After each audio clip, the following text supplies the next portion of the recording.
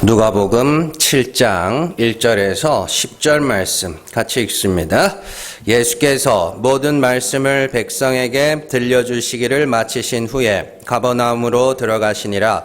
어떤 백부장의 사랑하는 종이 병들어 죽게 되었더니 예수의 소문을 듣고 유대의 장로 몇 사람을 예수께 보내어 오셔서 그 종을 구해 주시기를 청한지라. 이에 그들이 예수께 나와 간절히 구하여 이르되 이 일을 하시는 것이 이 사람에게는 합당하니이다. 그가 우리 민족을 사랑하고 또한 우리를 위하여 회당을 지었나이다 하니 예수께서 함께 가실새 이에 그 집이 멀지 아니하여 백부장이 벗들을 보내어 이르되 주여 수고하시지 마옵소서. 내 집에 들어오심을 나는 감당하지 못하겠나이다. 그러므로 내가 주께 나아가기도 감당하지 못할 줄을 알았나이다. 말씀만 하사 내 하인을 낫게 하소서. 나도 남의 수하에 든 사람이요 내 아래에도 병사가 있으니 이더러 가라 하면 가고 저더러 오라 하면 오고 내 종더러 이것을 하라 하면 하나이다. 예수께서 들으시고 그를 놀랍게 여겨 돌이키사 따르는 무리에게 이르시되 내가 너희에게 이르노니 이스라엘 중에서도 이만한 믿음은 만나보지 못하였노라 하시더라. 보내었던 사람들이 집으로 돌아가 보매 종이 이미 나아 있었더라. 아멘. 누가복음 54번째 시간입니다. 믿음의 척도는 거리입니다. 자, 지난 겨울에, 지금도 아직도 겨울인 것 같아요. 그죠? 그래서 지난 겨울에, 영하 18도까지 내려간 적이 있었습니다. 그래서, 그때 이제 우리 교회가 물이 이제 지하다 보니까 물을 이렇게 퍼올려야 돼요. 하수구를. 그래서 이게 영하 10도가 되면 얼어요. 저 외부에 노출되어 있는 파이프 호수가 영하 10도가 되면 얼어가지고 그래서 이제 그때 계속 이제 와가지고 한 3시간, 4시간마다 한 번씩 이제 물을 계속 올려줬었습니다. 얼지 말라고. 그러다 이제 여기만 신경 쓰다 보니까 그 위에 사무실을 신경을 못 쓴 거예요. 그래가지고 사무실 갔더니 이렇게 물을 트니까 안 나와요. 그 보일러 들어갔다 나오는 물, 보일러 배관이 얼은 거예요. 그래서. 근데 되게 재밌는 게, 찬물은 나오는데 따뜻한 물이 안 나오는 거예요. 그래서 그게 저는 이제 너무 신기했어요. 원래 상식적으로 생각을 해보면 찬물이 먼저 얼어야 되잖아요. 그죠? 근데 찬물이 안 얼고 따뜻한 물만 얼어 있는 거예요. 그래가지고, 왜 이러나? 그래서 좀 의문을 갖게 됐습니다. 그래서 이제 좀 찾아봤더니, 이게, 과학적으로 그게 맞대요. 따뜻한 물이 먼저 온대요. 네, 뜨거운 물은 아닌데, 따뜻하면 한 38도, 여러분들 이렇게 목욕탕 가서 있죠? 네, 그 정도 온도. 그 정도 온도 물이 더 빨리 얼어요. 네, 그래서 이게 찾아봤더니 은펜바 효과라고 그럽니다. 은펜바 효과가 뭐냐면 이게 탄자니아 애 이름이에요. 학생 이름인데 얘가 이제 그 학교에서 아이스크림을 만드는 그 실험을 하다가 그 이제 우유를 끓여서 우유에 향신료도 넣고 설탕도 넣고 막 해서 이제 막 끓일 거 아닙니까? 그래서 끓여서 이거를 식힌 다음에 냉동실내에 넣어서 얼려야 돼요. 근데 이제 얘가 이렇게 좀 딴짓을 하다가 늦게 했겠죠. 그래서 좀 늦었나 봐요. 그래서 덜 식은 거를 냉동실에 이렇게 넣었는데 시간이 지나서 봤더니 얘께 먼저 얼어 있는 거예요. 그래서 이제 이 조그만 애가 이게 도대체 왜 이러나 해가지고 선생님한테 의문을 제기하면서 이게 이제 영국의 과학자들한테 알려지면서 막 실험을 하게 돼서, 아직까지 왜 그런지는 밝혀지지 않았습니다. 명확하게는 안 밝혀졌는데, 그냥 은펜바 효과라고. 예, 집에서 한번 해보세요. 미지근한 물. 여러분들 이게 또 재밌는 게, 약간 김치냉장고 집에 있으시죠? 김치냉장고 온도가 한 영하 2도 내지 영하 4도 정도 되거든요. 여기 미지근한 거 넣으면요, 얼어요. 근데 차가운 거 넣으면 안 얼어요. 그래서, 근데 이제 문제는 뭐냐면, 이게 제가 이걸 알고 난 다음에 여기저기 이렇게 이야기를 했어요. 보일러가 따뜻한 물이 먼저 얼더라. 막 그랬더니, 그 보일러를 이렇게 보수를 잘못해놨을 거래. 그래서, 안 믿어요. 그래서 제가 또 연구한 거를 또 다 말을 해야 되잖아요. 은펜바 효과라는 게 있는데, 축축축축 설명을 해주니까, 그래. 어떤 느낌이냐면, 그래, 그렇다 치자 뭐 이런 느낌 안 믿는 그래서 이제 사람들이 기존에 알고 있던 지식을 이렇게 깨뜨릴 때는요 용기가 필요하고요. 그건 아니야라고 말할 수 있는 용기가 필요하고 또 생각보다 굉장히 많은 에너지가 소모가 됩니다. 왜냐하면요 사람들은 익숙한 것들을 지키려고 하는 그걸 익숙한 것 자기가 알고 있는 것들을 그게 옳고 그른 게가 문제가 아니라 내가 알고 있는 걸 지키려고 하는 그런 습성이 있어요. 그러니까 그거를 깨뜨려야 되거든요. 그러다 보니까 용기가 필요하고 에너지가 많이 필요한 거죠. 그래서 오늘 제가 하려고 하는 게 그겁니다. 오늘 여러분들이 이 말씀에 대해서 알고 있는 그 상식을 한번 깨보려고 그럽니다. 왜냐? 이게 맞기 때문에. 제가 아무리 성경을 읽어봐도 이게 맞기 때문에 그걸 깨려고 해요. 그러니까 여러분들이 잘 들으시고 이게 과연 내가 기존에 알고 있던 그런 내용이 맞는가? 아니면 한번 잘 생각을 해보시기 바랍니다. 자, 오늘 말씀은요.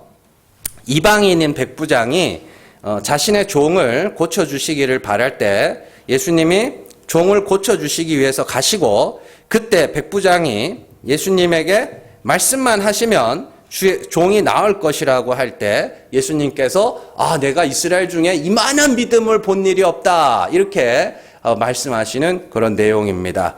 대부분은 백부장의 믿음이 큰 믿음이라는 예수님의 말씀에 근거해서 우리도 백부장과 같이 큰 믿음을 갖자. 그리고 노래에도 있죠. 뭐 백부장만한 믿음만 있다면 부하의 종을 고쳐주겠네. 뭐 그런 노래도 있습니다. 찬양 어린이들 찬양 중에 그런 내용이 있죠. 자, 그렇다면 오케이 거기까지는 좋아요. 거기까지는 백부장의 믿음이 큰 믿음이니까 우리도 큰 믿음 가지자. 예, 좋아요. 나도 동의해요. 거기에. 그렇다면 백부장이 어떤 부분이 큰 믿음일까요? 어떤 부분이? 그냥 아직 집에 들어오지도 않았는데 멀리서 말씀만 하시면 병이 나을 거라고 하면 그게 큰 믿음이에요? 그러면 애초에 집 근처까지 안 와도 되잖아요. 오늘 말씀을 잘 보세요. 오늘 말씀을 잘 보시면은 6절 보시면 예수께서 함께 가실새 이에 그 집이 멀지 아니하여 그 뭐냐면 집 근처까지 간 거예요. 간 건데 그때 가서 예수님 말씀만 하시면 나올 겁니다. 이래요. 그죠? 요한복음 4장에는요. 예수님이 갈릴리 가나에서 가버나움에 있는 왕의 신하의 아들을 고치는 기사가 나옵니다. 여기보다 더 멀리 떨어져 있어요. 그죠? 그러면 이제 멀리 있으면 이렇게 거기서 여기서 말씀하시면 나왔습니다 하면 그럼 믿음의 척도가 거리가 되는 거예요, 그러면? 그러잖아요. 자, 제가 만약에 예수님이었다면은 좀 짜증이 났을 것 같아요. 왜냐하면은 꽤나 먼 거리를 걸어가셨을 거거든요. 예수님이 말 타고 다니시는 분도 아니고 차 타고 그때는 차도 없었고 걸어가야 되는데 시컷 집 근처까지 갔더니 뭐예요? 아이고 말씀하시는 그러면 야 이거 저기 있을 때 말하지. 저 같으면 그랬을 것 같아요. 자, 그래서 이 말씀을 보면서 그냥 여러분들이 단순히 생각하기에 말씀만 하시면 낫게 하실 수 있어요. 이거에 꽂혀 있으면 안 됩니다. 이제 진짜 큰 믿음이 뭔지를 아셔야 돼요. 예수님께서 이스라엘 중에 이만한 믿음을 보지 못했다라고 하신 것은 이게 진짜 믿음이야. 예요. 그리고 중요한 것은 마태복음의 말씀을 보면요. 이 말씀이 단순히 자신이 사랑하는 종의 병을 고치는 말씀이 아닌 걸 알 수 있어요. 왜냐하면 누가복음에서는 기록되어 있지 않지만 마태복음에서는 똑같은 사건 뒤에 아주 특별한 말씀이 하나 붙어 있거든요. 자, 마태복음 11장 13절, 마태복음 8장 11절에서 13절 같이 읽습니다. 또 너희에게 이르노니 동서로부터 많은 사람이 이르러 아브라함과 이삭과 야곱과 함께 천국에 앉으려니와 그 나라의 본 자손들은 바깥 어두운 데 쫓겨나 거기서 울며 이를 갈게 되리라. 예수께서 백부장에게 이르시되 가라 내 믿은 대로 될지어다. 하시니 그 즉시 하인이 나으니라. 아멘. 이게 지금 보세요. 11절과 12절을 말씀을 잘 보시면 예수님이 지금 무슨 이야기를 하고 있냐면 천국에 대한 이야기를 하고 있어요. 그러니까 백부장의 믿음이 큰 믿음이라는 건 뭐냐면 지금 이 믿음을 갖고 백부장이 뭐 할 거라는 거예요? 천국에 갈 거라는 거예요. 잘 보세요. 11절. 동서로부터 많은 사람이 온다는 건 유대, 이방인들 중에 많은 사람들이 예수께 올 거라. 와서 구원을 받아서 천국에 앉게 될 건데 그 나라의 본자손 누구예요? 이스라엘, 유대인들은 바깥에 울며 이를 갈미 있으리라. 그럼 지옥에 간다는 소리거든요. 그러면 이게 단순하게 병 낫는 믿음에 대한 이야기가 아닌 거예요. 천국에 대한 이야기예요. 이해되시죠? 단순히 이 땅에서 병이 낫는 기적에 대한 내용이 아닙니다. 예수님이 칭찬하신 백부장의 믿음은 단순히 종의 병을 고치는 믿음이 아니라 그를 천국에 들어가게 하는 믿음인 거예요. 그렇다면 우리는 이 말씀을 통해서 어떻게 하면 내 인생에 기적이 일어날까? 내 병을 고칠까 하는 말씀으로 받을 것이 아니라 이 백부장의 믿음을 통해서 천국에 들어가게 하는 믿음이 뭔지를 알아야 되는 거예요. 즉 예수님께서 완전한 믿음, 온전한 믿음, 완성된 믿음이라는 게 뭔지를 이 백부장을 통하여 오늘날 우리에게 뭐 하시는 보여주고 계신 거예요. 자, 이제 말씀을 해석하기에 앞서서 바로 잡고 넘어가야 할 부분이 하나 있는데요. 예수님이 놀라셨다라는 표현입니다. 그죠? 오늘 말씀에 보시면은 9절에 예수께서 들으시고 그를 놀랍게 여겨 돌이키사 이렇게 나오죠. 놀랍게 여겼다 그래요. 근데 이게 좀 표현이 좀 걸려요, 마음에. 왜냐하면은 예수님은 사람의 마음을 아시는 분이라 그러거든요. 자, 요한복음 2장 24절에서 25절 같이 읽습니다.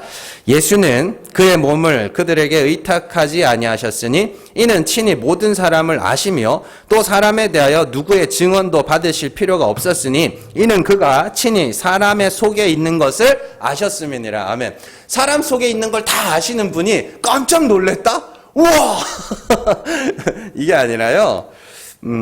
여기서 놀랐다는 거는 우리가 보통 생각할 때 놀란다는 거는 예상치 못한 일이 일어날 때 놀란 거 아닙니까?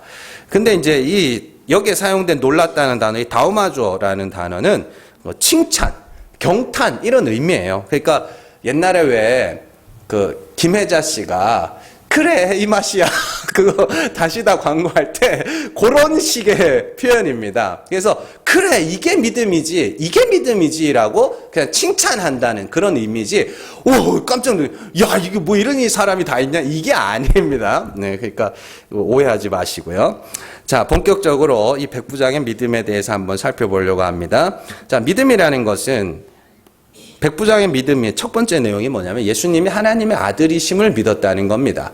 자, 믿음이라는 건 아들을 통해서 아버지를 아는 거, 아들을 통해서 아버지를 보는 게 믿음이에요.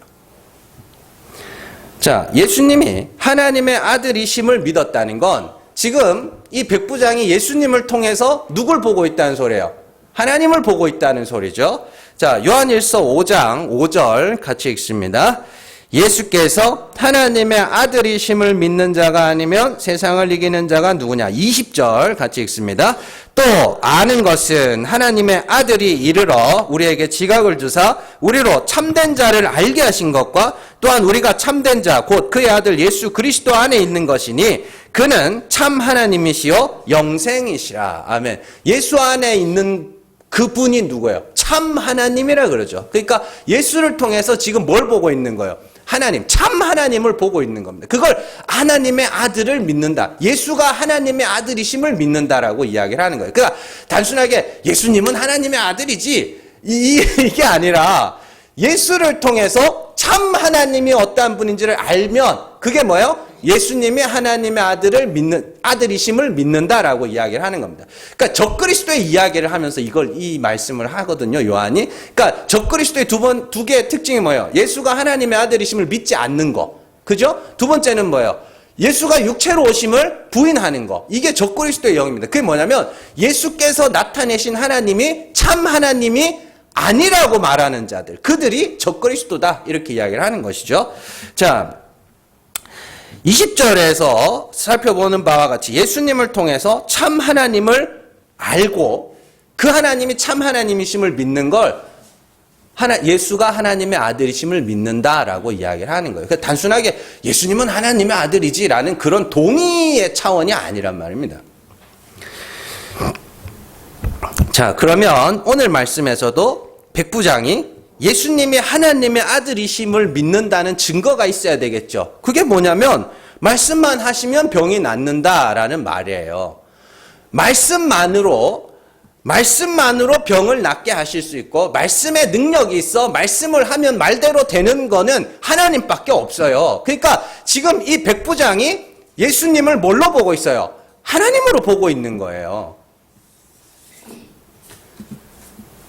그래서 아들이 아버지를 나타내면 아들이 아버지와 하나인 것이죠. 그래서 예수님이 그래요. 나를 영접하는 자는 누구를? 아버지를 영접하는 자라고. 그렇게 되는 거예요. 그게 같은 거예요. 자, 한 나라의 사신이 황제의 말을 전하기 위해서 왔습니다. 그러면 사신을 대접하는 게 곧 누구를? 황제를 대접하는 게 되는 거죠. 똑같은 겁니다. 예수를 통하여 하나님이 어떠한 분인지를 알고 보게 된 자들은 예수를 뭐처럼? 하나님처럼 대하게 되는 것이죠. 그래서 말씀만 하시면 낫습니다. 이렇게 하는 거예요. 자, 그리고 이제 두 번째가 중요한 겁니다. 두 번째 백부장의 믿음이 뭐냐면 예수님을 통해서 예수님을 지금 하나님으로 보고 있죠?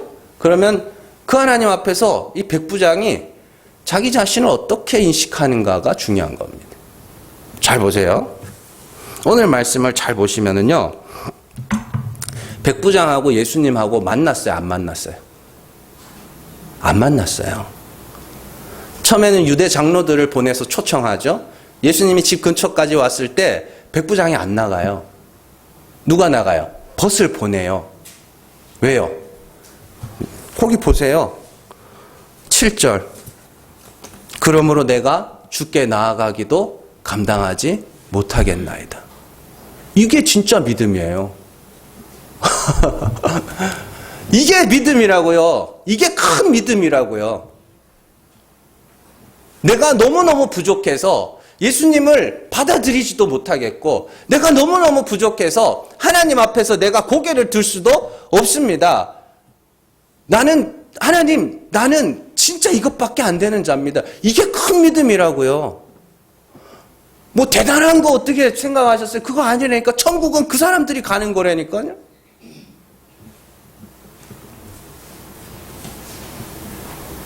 여러분들 백부장은 로마 시민이죠. 그리고 꽤나 높은 지위에 있던 사람입니다. 심지어 그는 유대민족을 사랑하고 유대 장로들이 이 사람은 당연히 고쳐줘야 된다고 그렇게 소개하던 사람이에요. 근데 정작 이 사람은 예수님이 곧 뭐예요? 이 사람은 하나님입니다. 하나님 앞에서 이 사람이 뭐냐면 나는 하나님 앞에 나아갈 자격도 없습니다. 그게 큰 믿음이라고요.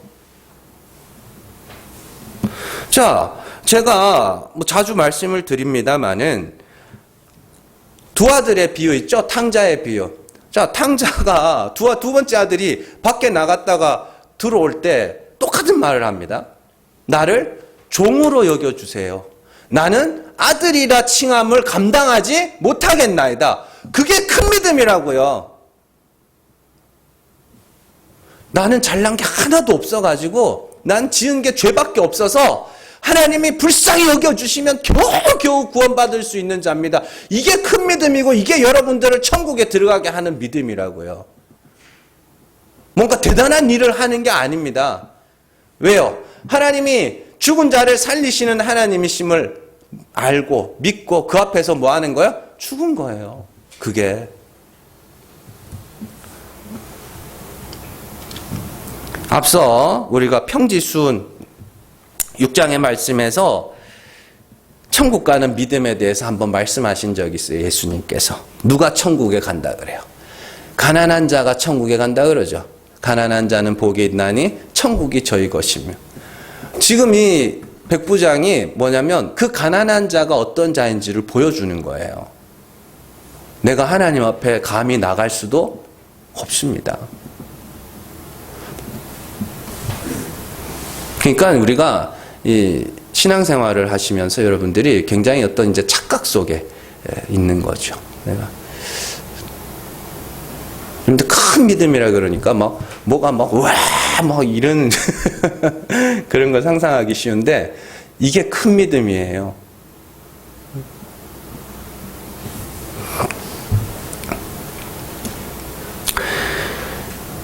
어떤 사람은 열심히 신앙생활을 하면서 오랫동안 신앙생활을 하면서 하나님 앞에 점점 자신감이 쌓여가는 사람이 있습니다.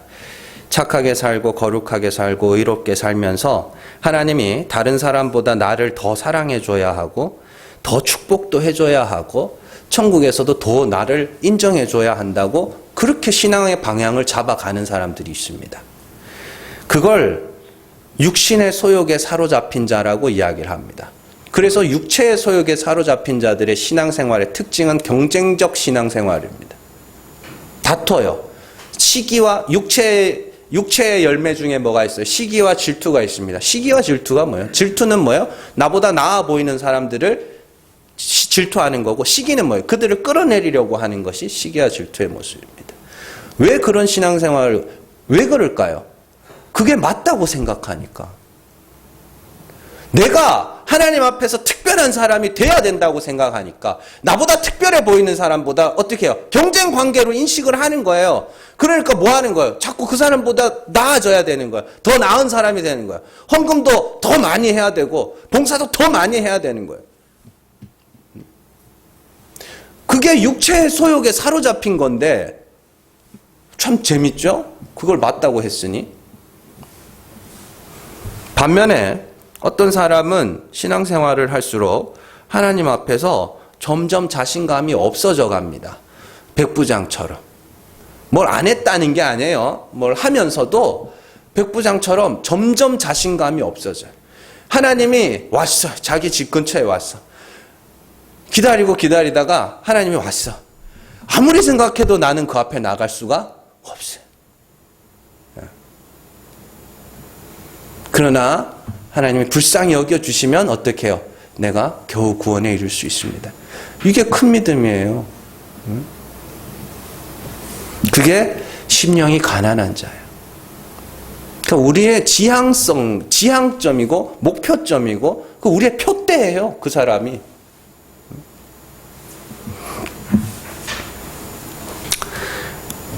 그게 우리 신앙의 목표점이어야 합니다. 우리는 자신감이 점점 없어져서 하나님 앞에 당당히 서서 병 고쳐주세요. 이게 아닙니다. 하나님 앞에서 감히 낯을 들지도 못하고 하나님 불쌍히 여겨주시면 내가 겨우 구원받을 수 있는 자입니다. 우리는 거기가 신앙의 목표점이어야 합니다. 그게 큰 믿음, 그게 믿음이 큰 거예요. 그게. 어떻게 여러분들이 신앙생활을 해오셨는지는 모르겠지만 그 목표 지점을 명확히 하셔야 된다고요.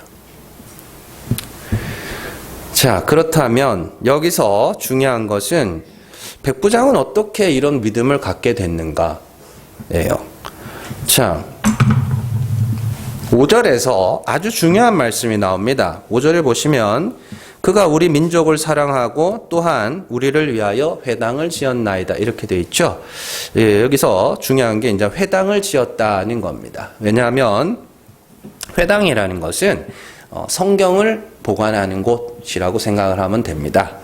왜냐하면 예수님도 회당에서 성경을 펼쳐 설교하시고 사도 바울도 다른 나라 이방의 나라에 가서도 항상 뭐예요? 회당부터 들렀어요. 거기서 성경을 펴서 읽었어요.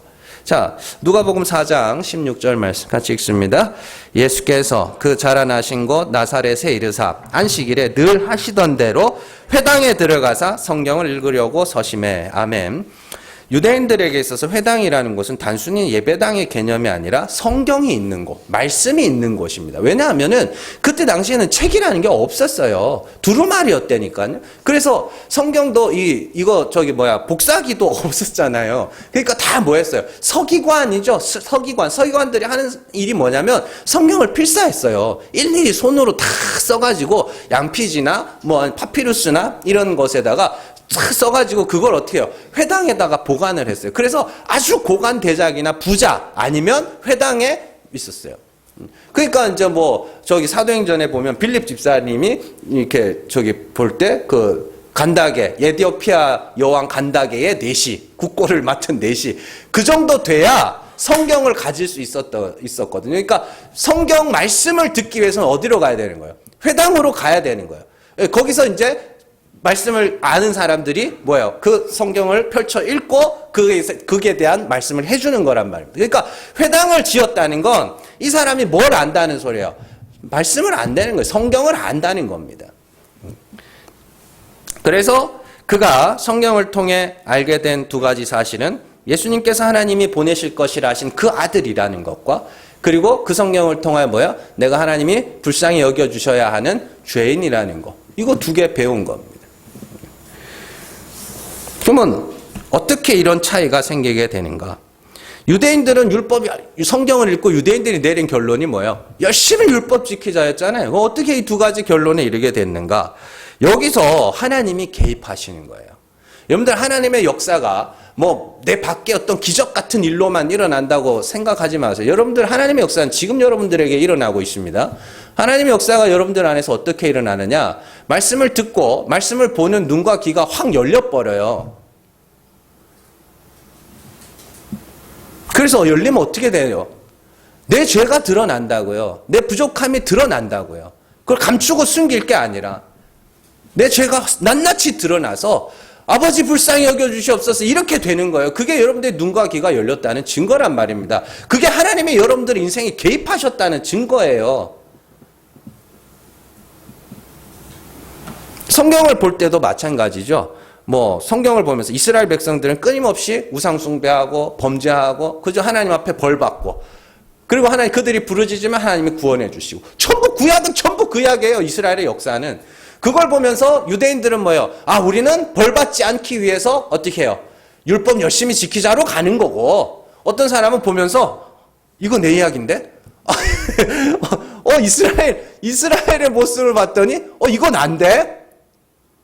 그럼 뭐 해야 돼요? 하나님 앞에 부르짖어야 되겠군. 이렇게 가고 이 둘로 나뉘는 거예요.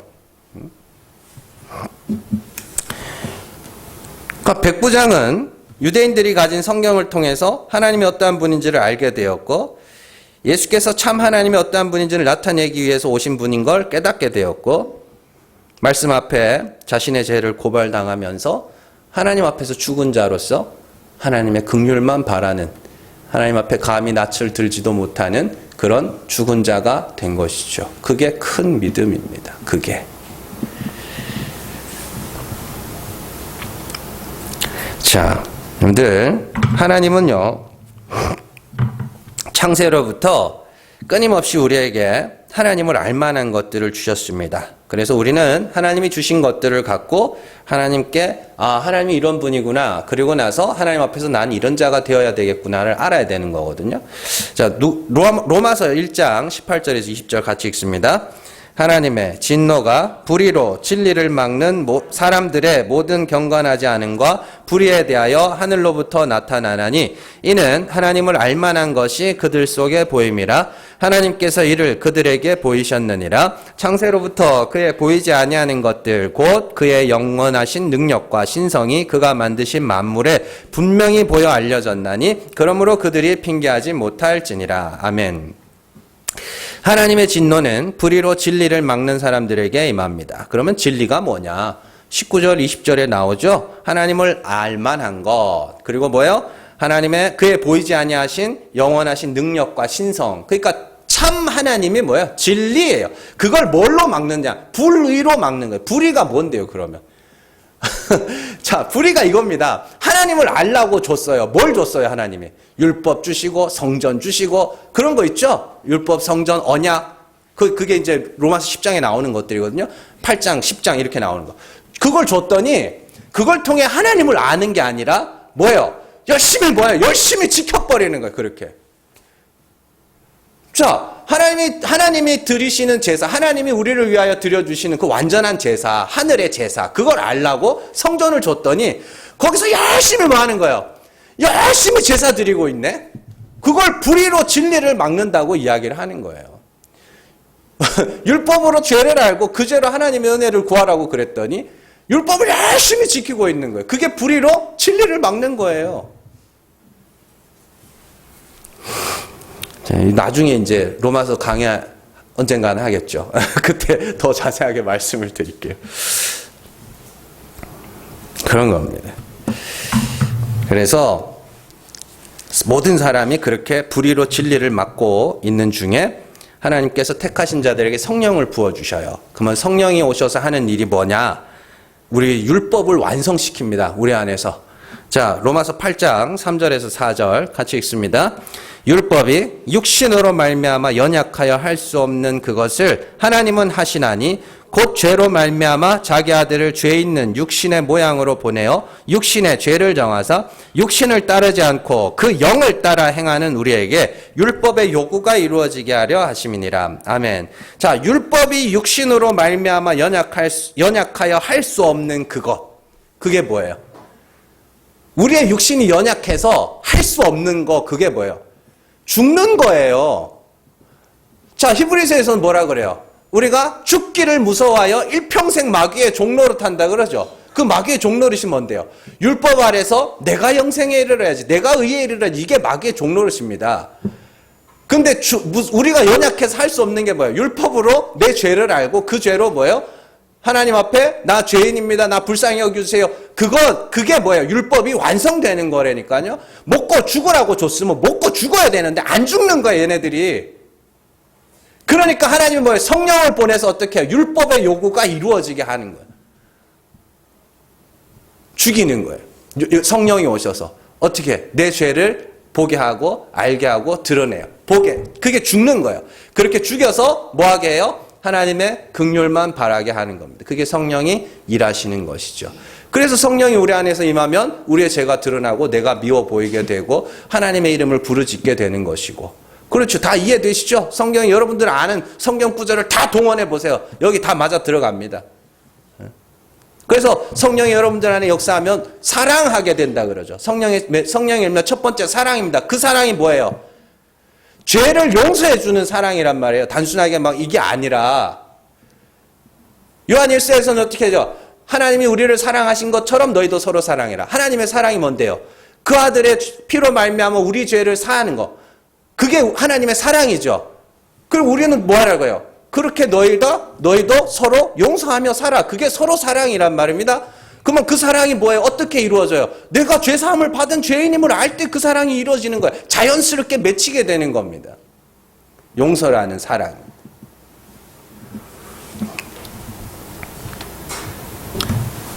그래서 성령의 역사 아래에 있는 성도들은 이렇게 되는 거예요. 둘째 아들처럼 아들이라 칭함을 감당하지 못하겠나이다. 백부장처럼 내가 주님 앞에 나가지 못하겠나이다.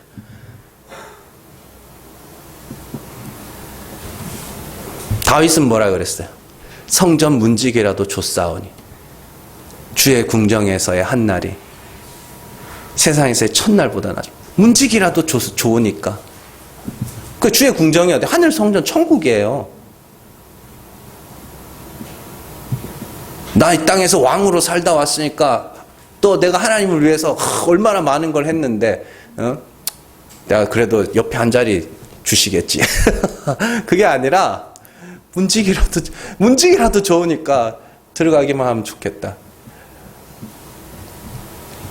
그게 큰 믿음이에요. 여러분들 아직까지 여러분들의 믿음이 큰 것 같으세요? 작은 것 같으세요? 아직까지도 내가 저 사람보다는 나은 사람이다. 그런 마음이 여러분들 안에 있으면 우리 믿음 아직 작은 거예요. 우리 믿음이 크다는 건 하나님, 난 진짜 죄가 많고 부족한 자라 하나님 앞에 감히 나설 수가 없는 자입니다. 그게 큰 믿음이에요. 그래서 하나님이 그런 자를 구원하시면 어떻게 해요? 왜 는행가, 왜 는행가. 그렇게 되는 겁니다. 여러분들 진짜 큰 믿음 가지셔야 돼요. 그 믿음 없으면 천국에 앉을 수 없는. 왜 예수님이 유대인들 보고 그 나라의 본 자손들은 천국에 들어갈 수 없고 바깥에서 울며 이를 갈미 있으라. 왜 그런 줄 아세요? 그 사람들이 열심히 율법 지켰거든요. 열심히 율법 지켰어요. 그래서 하나님 앞에서 내 구원의 조건, 구원의 근거들이 너무 많아. 한계 너무 많아. 그러다 보니까 어떻게 해요? 다른 사람들하고 자꾸 차별하고 경쟁하고 자기들끼리 뭐.